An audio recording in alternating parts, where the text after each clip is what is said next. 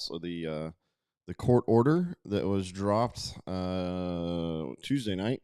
No, Monday night. So we're going to answer a few questions, and when I say we, I mean her. So real quick, as folks are jumping on, if you're watching this down the road, I wanted to go ahead and give us a quick overview for the people that are in a hurry. Quick overview. What do you need to know? You made the post yesterday. You can go find that. It's a good quick write up for a quick read. But give me the quick 2-minute version, and then of course if you guys want to stick around, we'll dive deeper and answer some questions if folks jump on. So. And as always, if you can hear us, then let us know that you can hear us well. If not, then we'll adjust the volume. So, Christie, what's the quick update? Good morning, everybody. So Monday night, Judge Day entered an order in the zoning case. That's our primary case where we are, fighting the rendering plant both from the city and the airport authority and from Pilgrims. So that case was the one that they had filed motions in order to dismiss the case, but had said that they rejected the rendering. They had given us all the relief that we'd asked for, and had asked the court to dismiss the case. We were fighting for them to sign a consent decree, a consent order, in order to put in writing all of the representations that they had made that they were not going to bring a rendering plant here. So and since February 2022, we've been trying to resolve it with them and get them to sign a written agreement stating that they would do in fact what they said that they would do. What the judge did is he took those representations, those verbal comments and representations, and the resolutions that they adopted, and said that they have fundamentally altered or changed their behavior, and those representations indicate that. And therefore, the case, he basically did for them what they wouldn't do in writing, and said, look, you guys agree to it.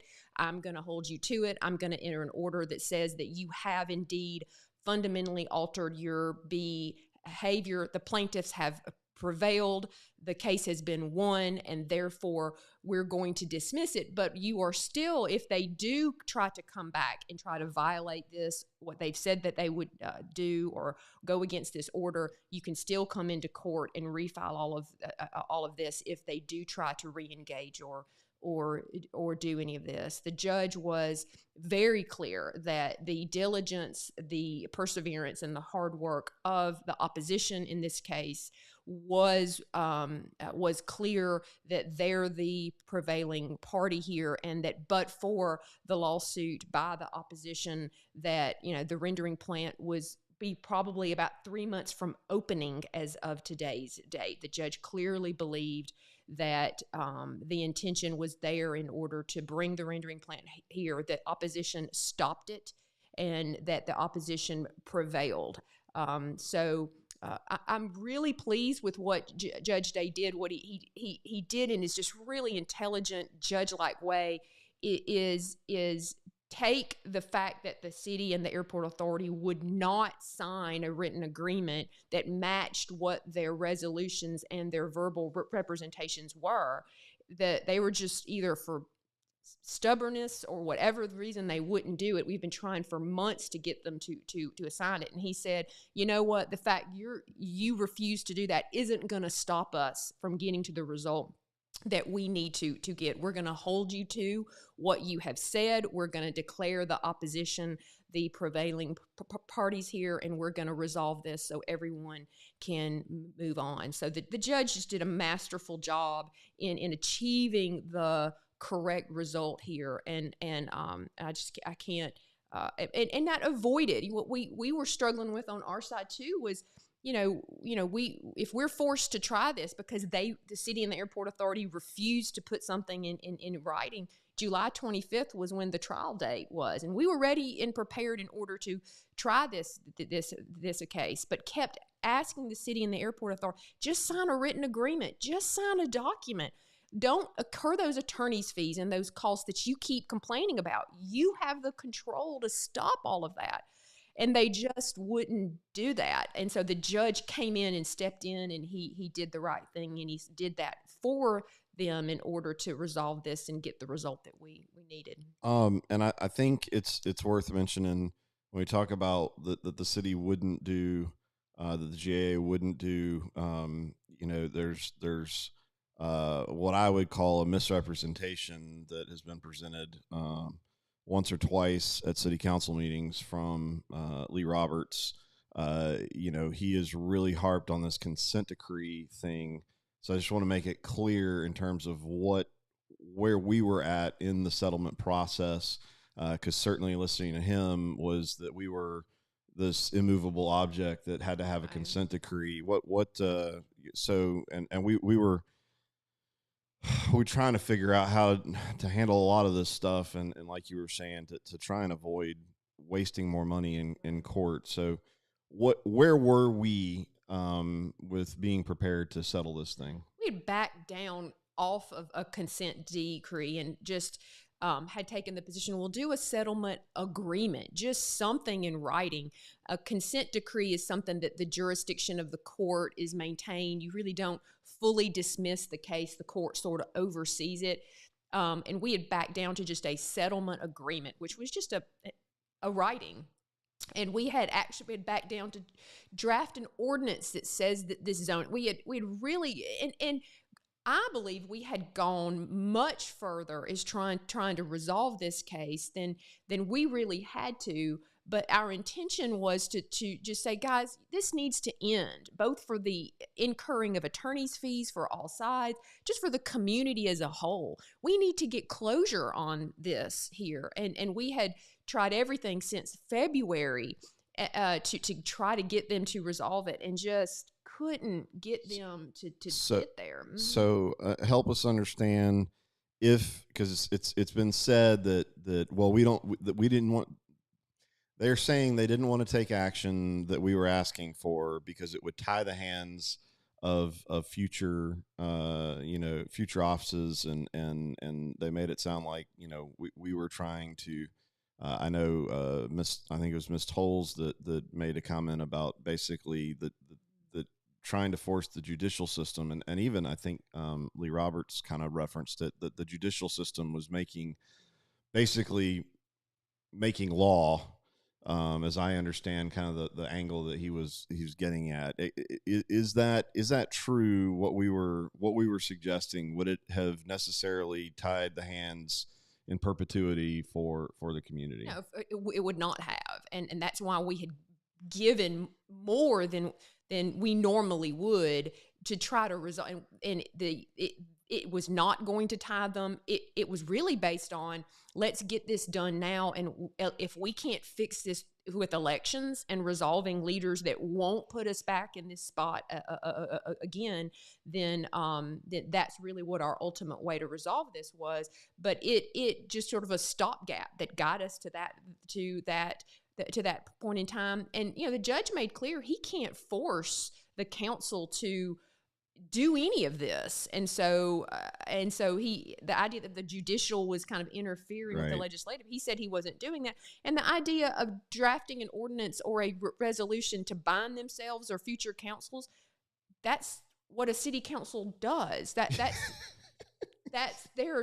irrational. I mean, all of their arguments, in my opinion, were irrational. Yeah. They were simply a pretense for stubbornness or whatever, not resolving the case.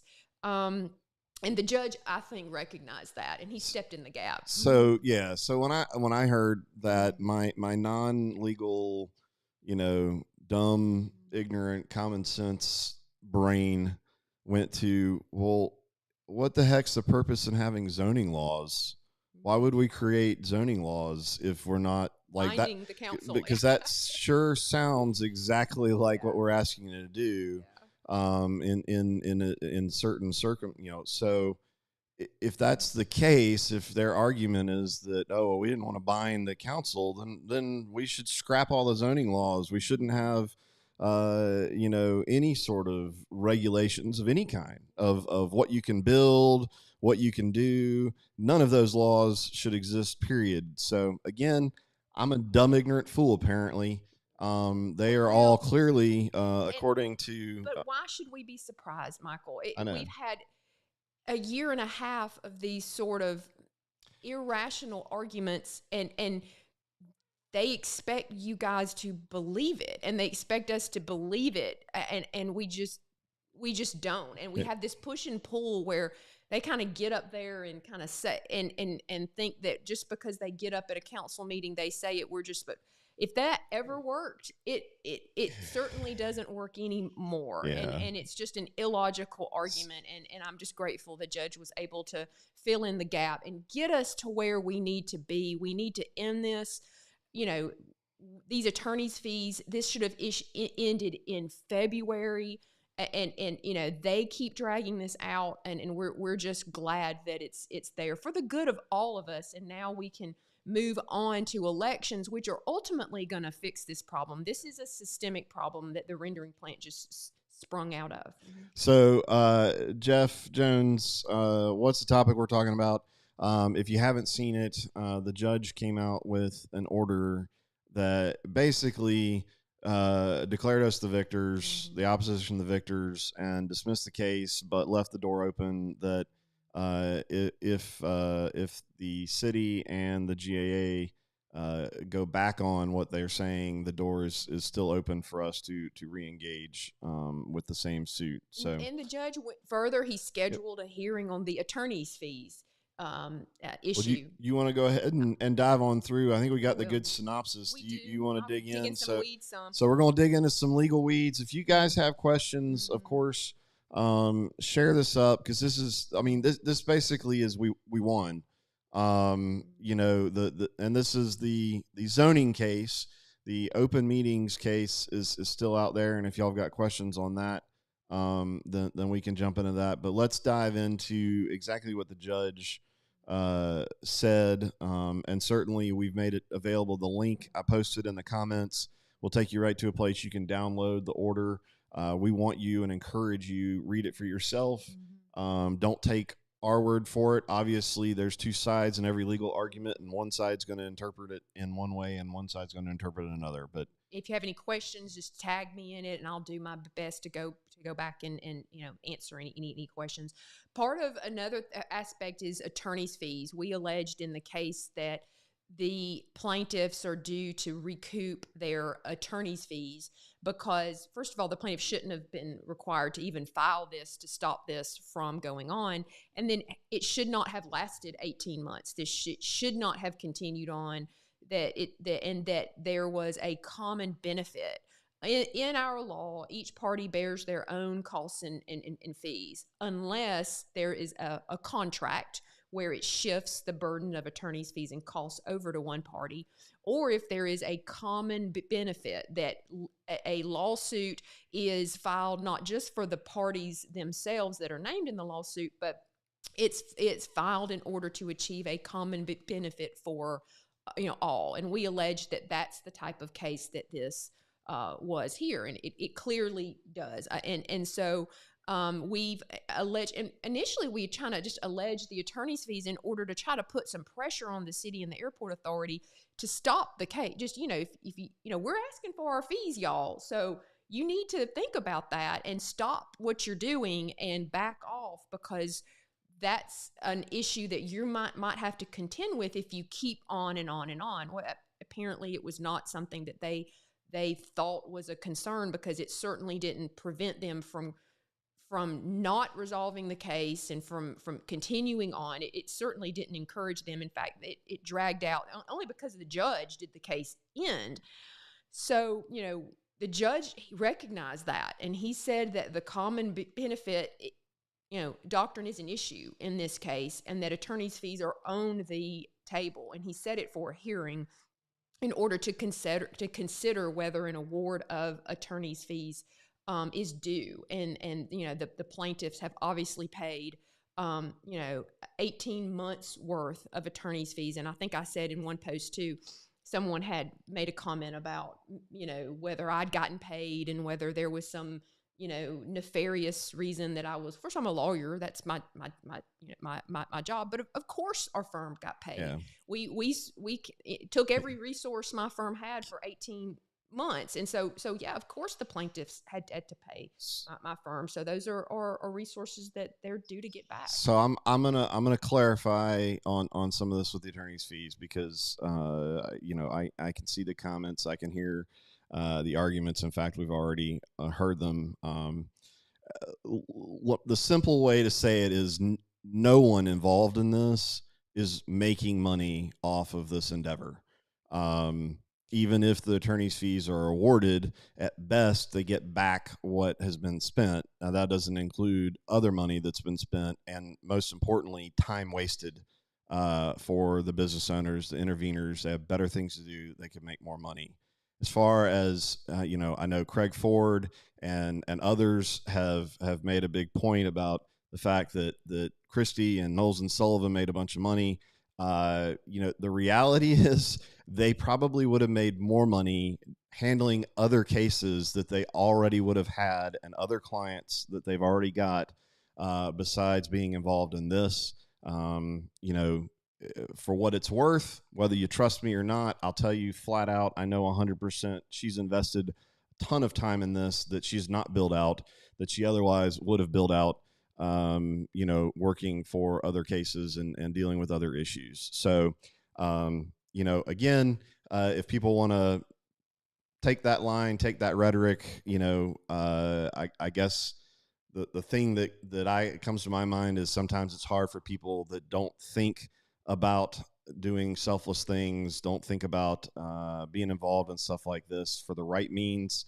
Sometimes they project that on other people, and they just can't comprehend that that's why so many people, so many of you guys have invested so much time and resources, the donations and all that kind of stuff. But again, the simple way, this is not a lawsuit where you come out and are awarded damages or whatever, where the plaintiffs, the interveners, the Chadwicks, none of them are going to get some big fat check to get their money back at and make money off of this. So it's an ugly discussion, but it's just the fact of it, and it's the way it is. It's unfortunate, and we've said that from day one, that this even had to be filed.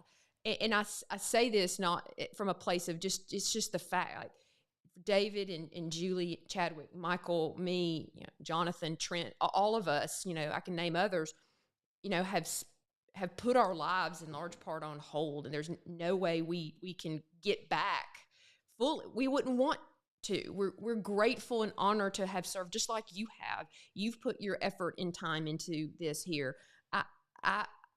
I had plenty of work before the rendering plant case came. I could have done other stuff. I didn't need the case in order to make money like people have alleged in some way. And I don't know what benefit it is to sort of point fingers.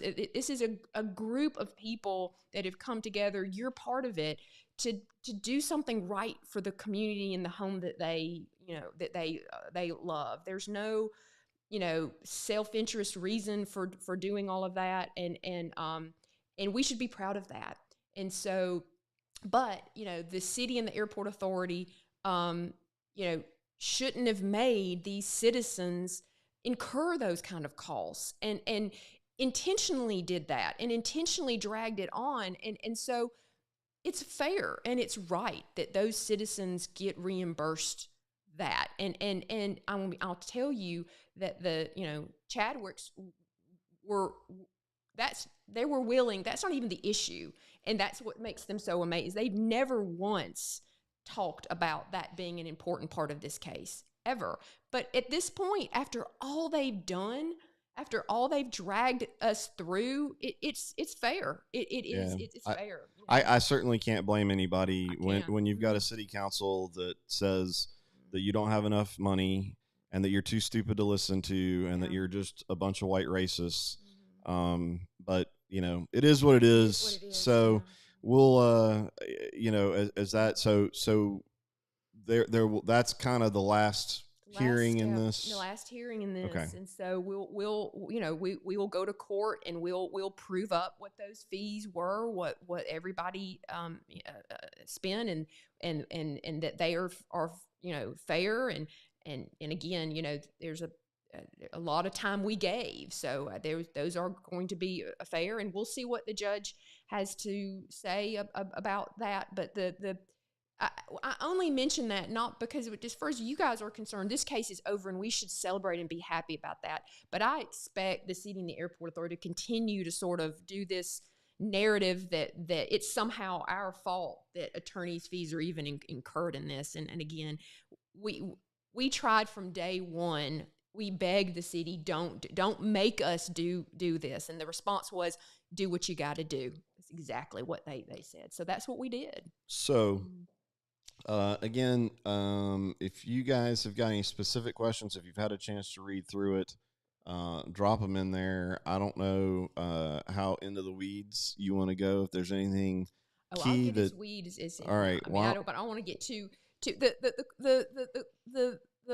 the court has a whole section in there where he talks about he can't compel the city and the airport authority in order to resolve it.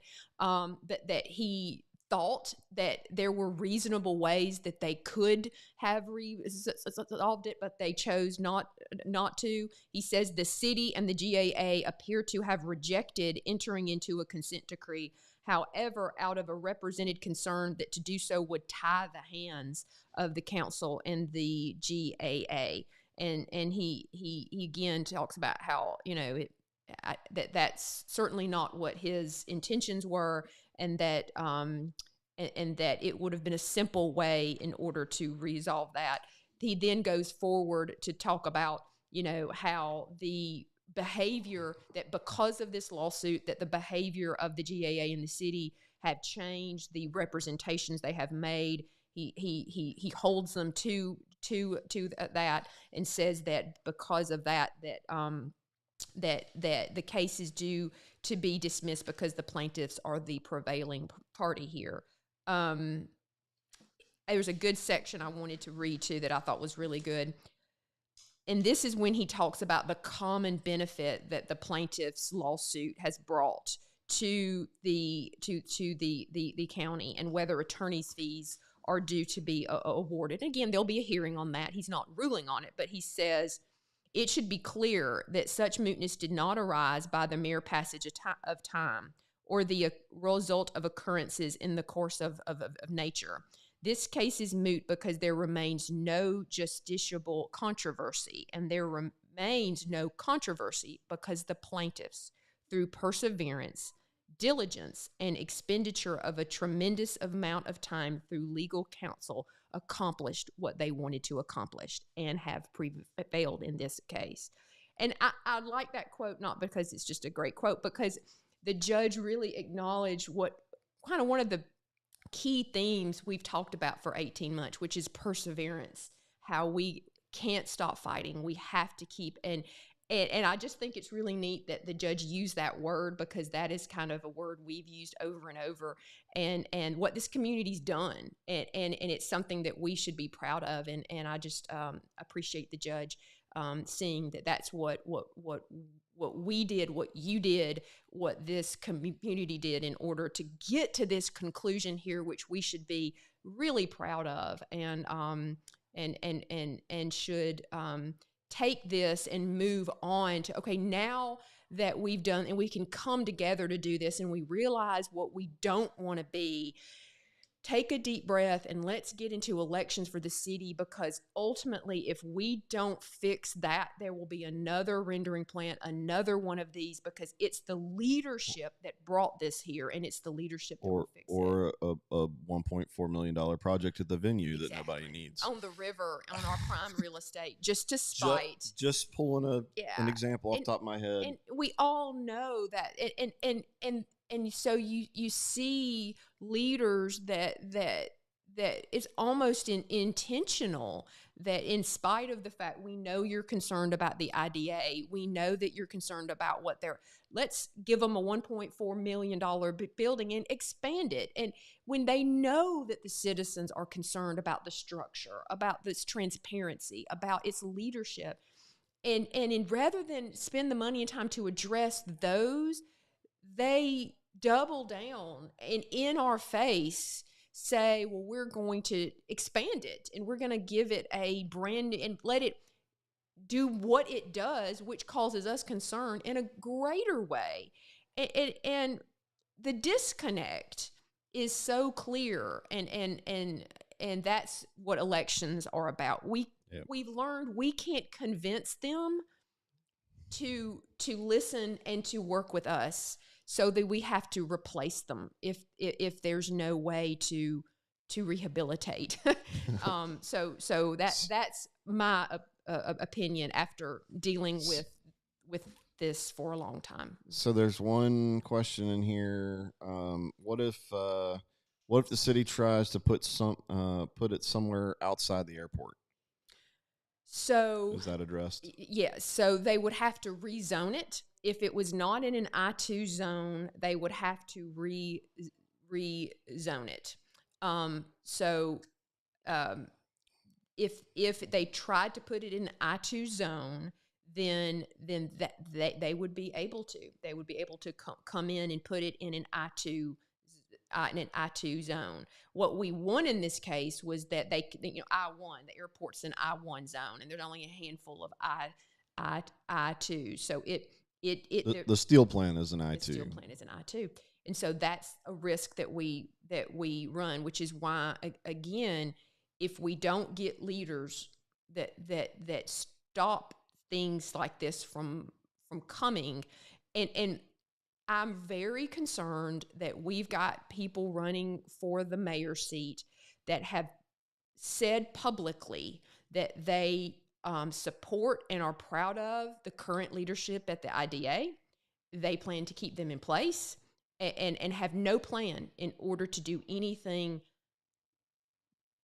different. And that's, if you're running for mayor and that's your position, then I think we should think about that. I think that is, the IDA is what brought the rendering plant to our door, period, dot. And then the GAA doubled down on supporting that. That's right. And the IDA's position, because half of the GAA's on the IDA. And the IDA's position is they are not a governmental entity. None of their operations or their documents or anything is for public input, review, transparency.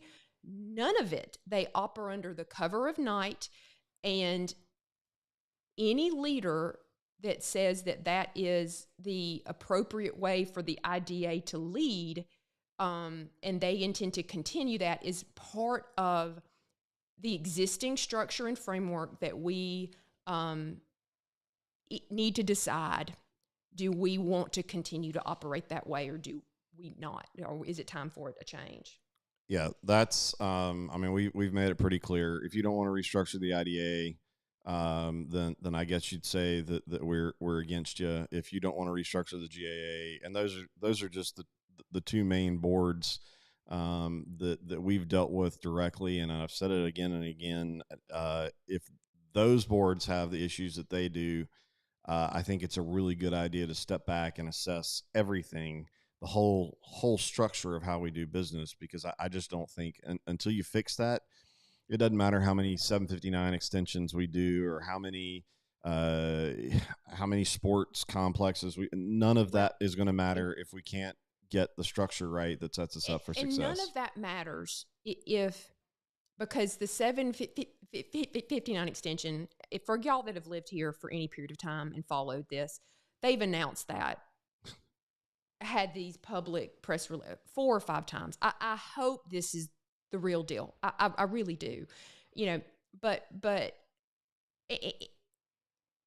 all these behind the scenes deals where this is all, where there's some idea that the correct way to do this is behind closed doors and to convey to the public only bits and pieces of partial information, which may or may not be true in a self-serving way. Those that would continue that, any project, whether it's 759 or sports complex, that may be a good project. But if it's done in a way that excludes public view and is a behind-the-scenes deal that appears to be for the public good and but it has kind of another purpose of serving certain people or certain groups in some way, that's the real intention. And unless that group is behind it, it won't happen. That's what we have to stop. And we still have a lot of that going on, and a lot of people that are seeking public office, that's sort of what their mindset is. And the question is, are we going to do something different? Or is this kind of what we're going to continue, this whole good old boy network? And I hope not. I think we're ready. I do think we're ready to say, it's time to have a vision for ourselves that's beyond that. Yeah, the stuff that comes to my mind when I see, I've seen a lot of comments everybody's making about, wow, it sure seems like roads start getting paved, in the months leading up to elections. Certainly that kind of stuff is always going to go on, but that kind of stuff where you may fool voters. That it may get you votes. I mean, I'm not saying that won't work as a tactic, but to then turn around and sit around and say that the reason that larger businesses, that even smaller businesses that want to grow or to set up shop in town, that they don't want to do that is because of any other reason besides they see right through you. I mean, people that own large businesses, people that run Fortune 500 companies, people that would replace a Goodyear, they are not idiots. They don't. I mean, why do you think we got a rendering plant as an offer? And I see everybody, oh, hey, look, great, Mobile's getting this, great, Huntsville's getting that. Oh, Gadsden doesn't get anything. It isn't anybody's fault except except inside Etowah County. It's the leadership. That's what I just don't understand. And again, does it get you votes and keep you in power? It sure does. It may keep you a semi big fish in a pretty small pond. But none of those people are fooled by any of those games. They see right through it. So I hope that the voters will see right through it as well, as I've seen many of you. I mean, that's a typical ploy for those that follow elections. About a month before the election for the city, they're going to find all kinds of money stuck somewhere in the budget that, again, we don't even get to see until after it's already done and over, which we've talked about before. And they're going to announce all these roads and all this great thing, and again, the question is, and I believe we are. I believe that our eyes are open to that now, and we're going to ask now, why have you been in office for 4 years, and it's a month before the election that you're going to pave South 11th Street? I mean, those kind of things. So we'll see. So, are the depositions of those involved in this case, Frankie Davis, David Hooks, Harry McClendon, Sherman Gotten, going to be made available to the public? I know most of that stuff has already been, a lot of that stuff has already been uploaded. It's either been shared directly or if you'll follow the link, and let me go out one, and I'm going to drop it in the comments. But I've got it's a document page, and you can go and download a bunch of stuff. And this is one that we've worked on some, and just time availability makes it hard to keep everything up to date. Certainly something I want to get more of there. I just dropped it in. But if you'll go, so it's part of that Advanced Etowah app where we've got the candidate profiles and all that kind of stuff. I've got a document finder. And there's a lot of that kind of stuff. And if you really want to go back through, and then of course now we'll dig through and figure out what all's sort of missing and what are the key things. 'Cause there's a whole room. Yeah. It's seen it. The rendering case has almost an entire room here. at the office. And we still have the Open Meetings Act case.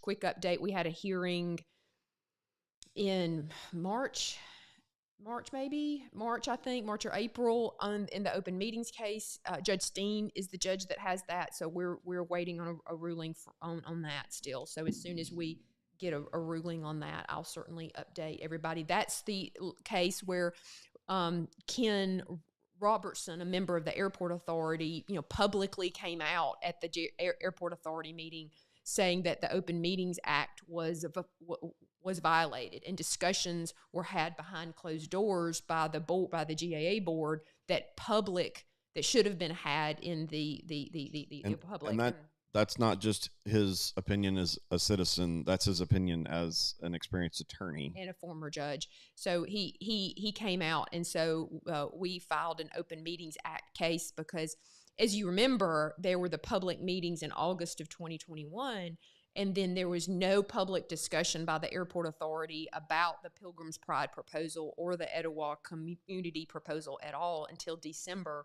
when they voted them both down.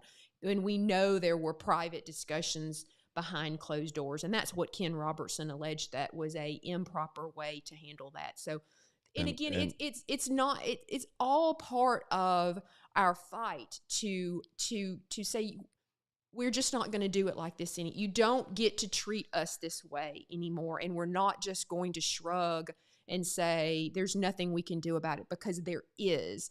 And the main thing we can do about it is elect people that appoint people to these boards that make sure that it never happens again, and then stay aware and pay attention to hold those people accountable. So Tommy Carr said, what about the nuisance case? Would this stop That's it from other places? The zoning case, yeah. So the nuisance case is the zoning case. So the question is, could Pilgrims come county wide? So Pilgrims has said that they represented to the court in no uncertain terms at last month's hearing, we're not coming to Etowah County. We're done. We're out. We're not going to come. So the judge based a lot of his order on the representations that Pilgrims and the airport authority and the city all made to him in open court last month, that this is over. They're not going to come. We've materially altered our behavior. But to answer the question, yes, they could try to come. And the judge states, you refile your case if that's what they intend to do, and we will take it all back up again. So it is not that we don't have a means to stop it. It's just the judge is going to hold them to their word, and if they do come back again, we are invited to refile our case at the time. And I think it's worth mentioning, because I think we've also been accused for the ridiculous comments from some on the city council of, well, we can't tell the county what to do, so why are they? And this all goes to why their arguments to not settle. And to my knowledge, that has not been anything we've asked and certainly expected. The city, we're not. No. I should say, I'm dumb. She's not, and certainly none of the attorneys involved would ever remotely misunderstand what the powers of the city council are and are not. Yeah, I mean, again, you guys don't buy that. I mean, we were asking the city to settle the case by signing something that binds the city. We were asking the airport authority to bind something that binds the airport authority. Pilgrims. And so we were not asking the city to bind the county, and so we weren't doing any of that. But again, that's just another sort of reason, for whatever reason, to drag on not settling the case. But again, the judge recognized that. He kind of cut through all the nonsense, and he said, I'm holding you to your word, and you've materially altered your behavior because of the plaintiff's case. And so that's what he did here. All right. Is there anything more specific? It's a long order. Judge Day always does 20-page orders. He does such a great job. And I would absolutely 100% encourage you to go read it. If you haven't read any of the documents, read this so you understand. And Not only again, understand, I'll interrupt for just yeah, to of course you appreciate. can. Thank you. To appreciate Judge Day and the level of skill, and we should be proud of the bench we have up here. I mean, Etowah County has got judges on our bench.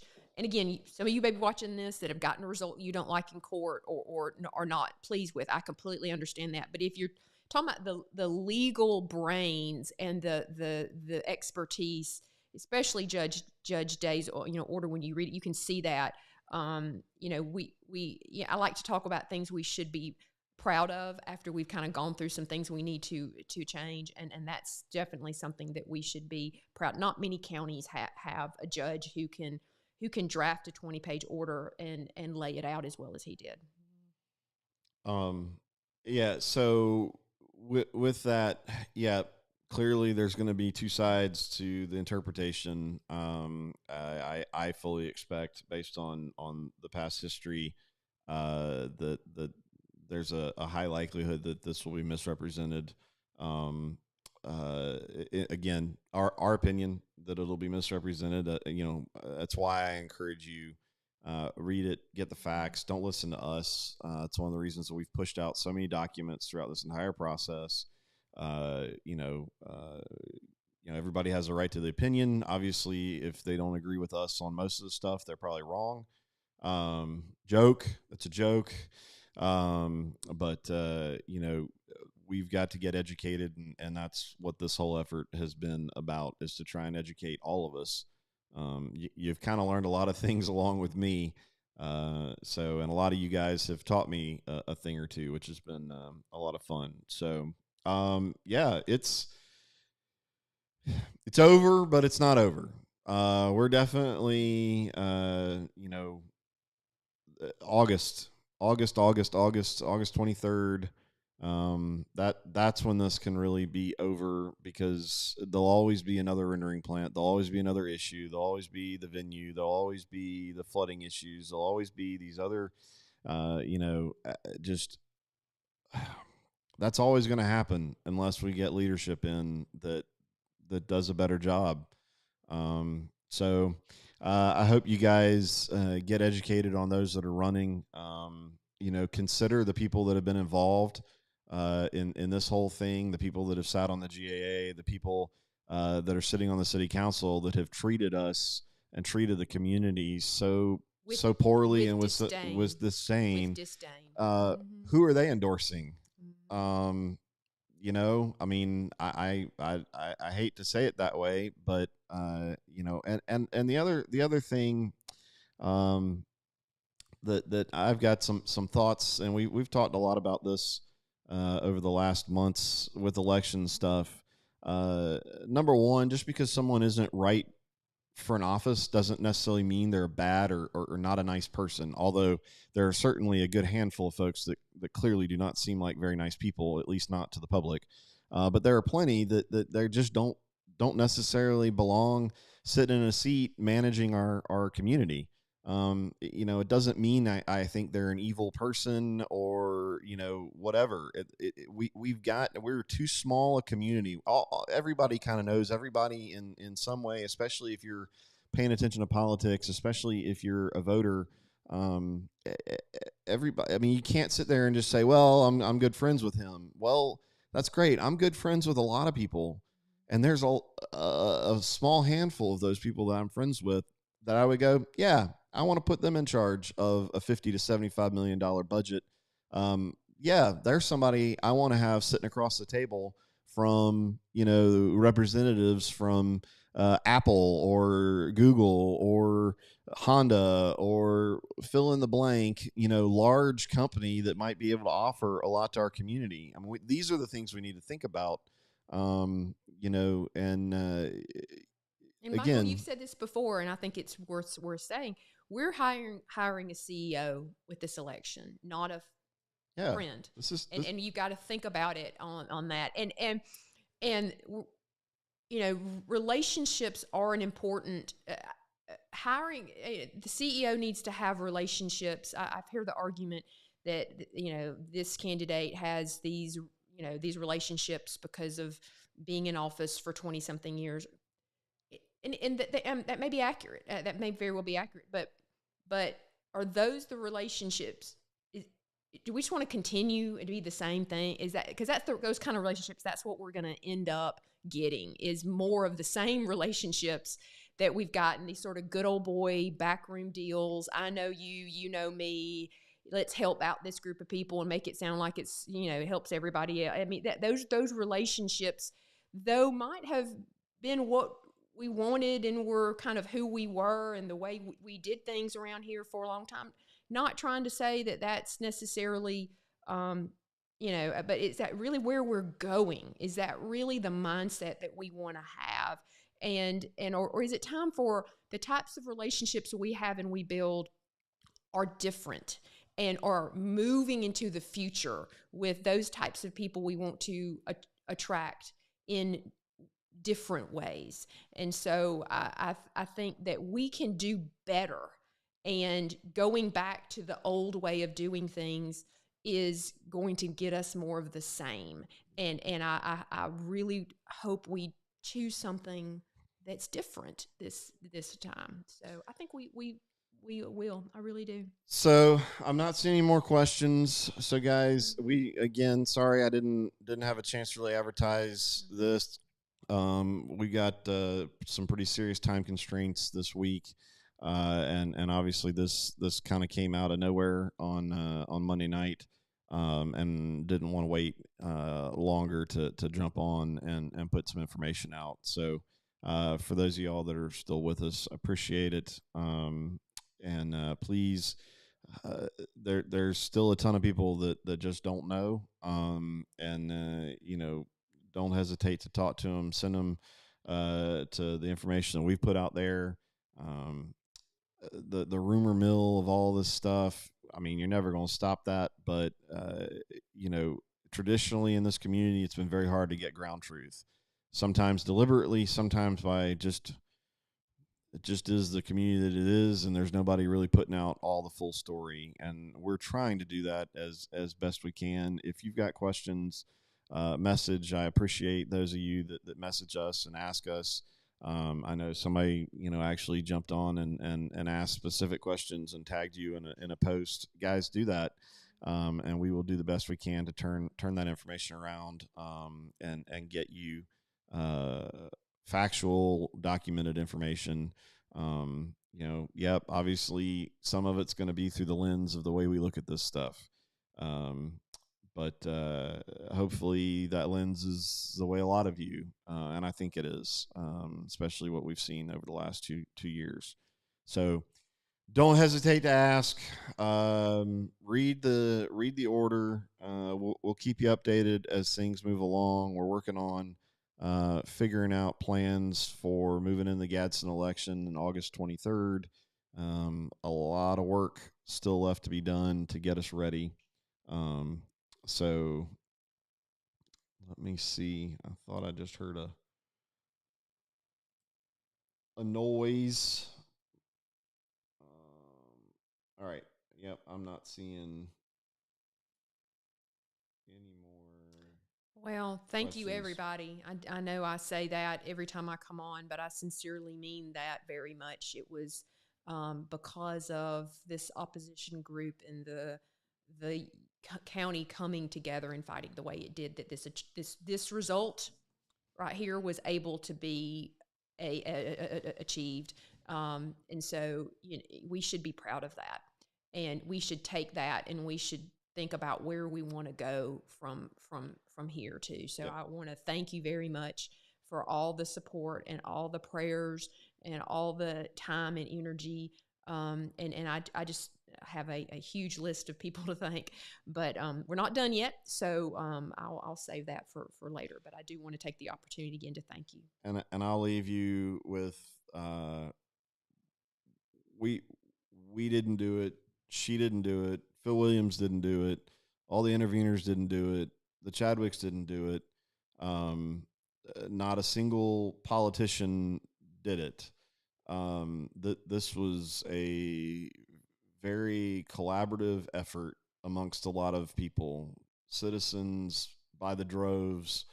Uh, you know, two law firms, even weigh in from some others that threw in some ideas. You know, this was a lot of interveners. I mean, folks from outside of the state, Coosa River Keeper.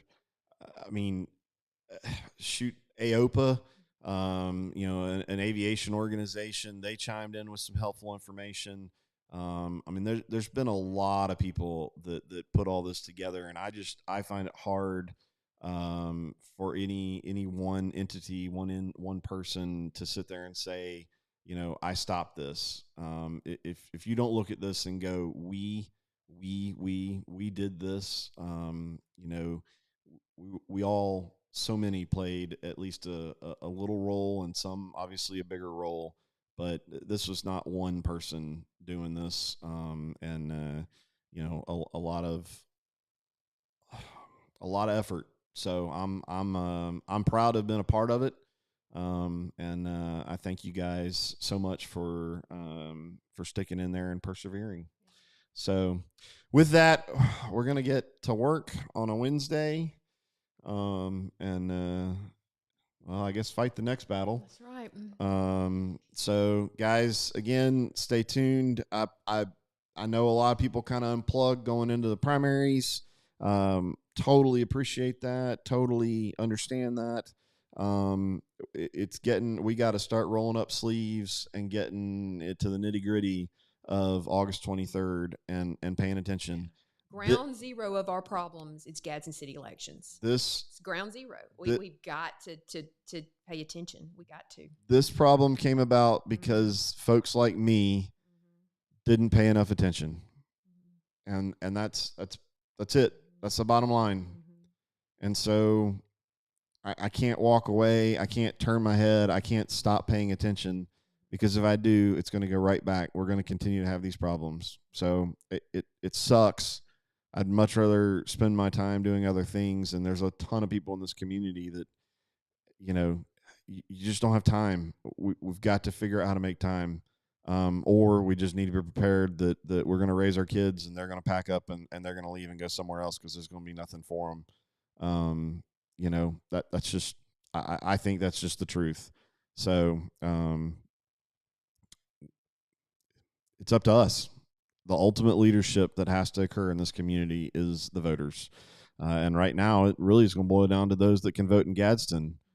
But I'll tell you, like I've said it over and over again, I got no qualms as a Rainbow City resident telling the folks in Gadsden who they should vote for. We're too small a community for it to be any other way. So, you know, sorry if you want to play that line that we're. Well, Gadsden's. It helps Gadsden that Joe Taylor is the mayor of Rainbow City. Yep. Right. I mean, the good leadership. Yep. In once it helps the other. So it's not you're telling people what to do. It's just it helps everybody. So well, yeah, so we'll just diving into that. Yeah. Just like we fought the rendering plant together, when we can fight and lead our community. So, guys, again, if you got any detailed questions, any of that kind of stuff, then reach out, and we'll see. I'll be rolling out a plan as soon as I can and letting you guys know what's going on with elections. But in the meantime, check out the candidate page. We've got links up. We'll be getting more information to those candidates that have messaged. I've got a few, some folks that have announced for city council. I have not gotten a chance to get them on. I am working on it, but I'll probably spend some time today getting some of that stuff updated. So if you know somebody running, please let me know. And let me say this. If you or someone you know is on the fence about running for something like city council, you know, please encourage them to do it. And if there are financial issues, if they think, I just don't have the money to play in that game, reach out. There are folks that are willing to help, and I'm going to leave it at that. But there are folks that are willing to help, because we've got to have good people that are going to run for these offices.